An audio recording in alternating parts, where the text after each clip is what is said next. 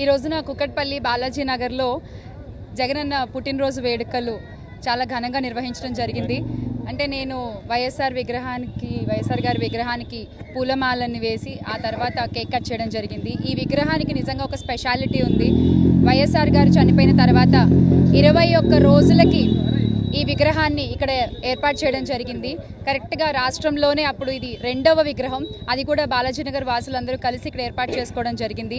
అలాంటి ఒక విగ్రహం ముందు నించుని ఈ రోజున జగనన్న వేడుకలు ఈరోజు ఇక్కడి నుంచే ప్రారంభించాము, బాలాజీనగర్ నుంచే.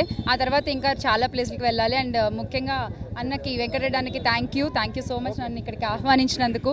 నిజంగా అంటే ఈ రోజున చాలామంది మాట్లాడుతున్నారు అధికారం లేదు అని. అధికారం ఉన్నది అని చెప్పి ఎవరు జగనన్న వెనకాల రాలేదు. అధికారం లేదు అని ఎవరు ఆయన్ని వదిలిపోరు.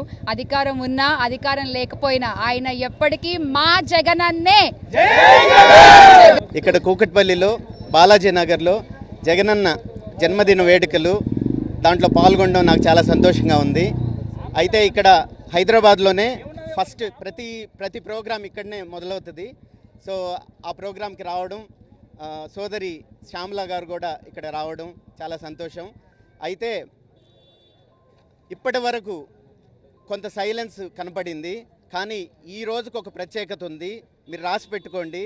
ఇప్పటి నుంచి జగనన్న అభిమానులు కానీ వైఎస్ఆర్ శ్రేణులు కానీ ఉవ్వెత్తున రేగి రేపు ఎప్పుడైతే ఎలక్షన్ జరగబోతుందో ముందస్తు అంటున్నారు. ముందస్తు కాకపోయినా సరే ఇప్పటి నుంచి పోరాటాలతో ఉన్న ఏదైతే ప్రభుత్వం ఉందో వారి మీద పోరాటం చేసి వాళ్ళు సూపర్ 6 అనే ఒక స్కీమ్స్ని అనౌన్స్ చేసుకొని వచ్చారు. అబద్ధాలు చెప్పి ప్రభుత్వంలోకి వచ్చారు. వీటినన్నిటినీ మన వైఎస్ఆర్ శ్రేణులు పటాపంచలు చేసి వాళ్ళని ఒక అసమర్థ నాయకులుగా మనం జనాల ముందు నిలబెడతామని చెప్పనని ఈ సందర్భంలో నేను తెలియజేస్తున్నాను. Thank you very much. ఈరోజు బాలాజీనగర్లో జగనన్న బర్త్డే సందర్భంగా శ్యామల గారు, సునీల్ రెడ్డి గారు ఐటీ వింగ్ వచ్చి దండలేసి కేక్ కట్ చేయడం జరిగినది. జగన్మోహన్ రెడ్డి ఎప్పటికీ కింగే. ఎందుకంటే జగన్మోహన్ రెడ్డి జనాలకి నేనేం చేశానని చెప్పాడు, కానీ కొన్ని అనివార్య కారణాల వల్ల మేము ఓడిపోయాము. కానీ మళ్ళా మేము గెలుస్తున్నాము, మళ్ళా సీఎం అవుతున్నాడు జగనన్న.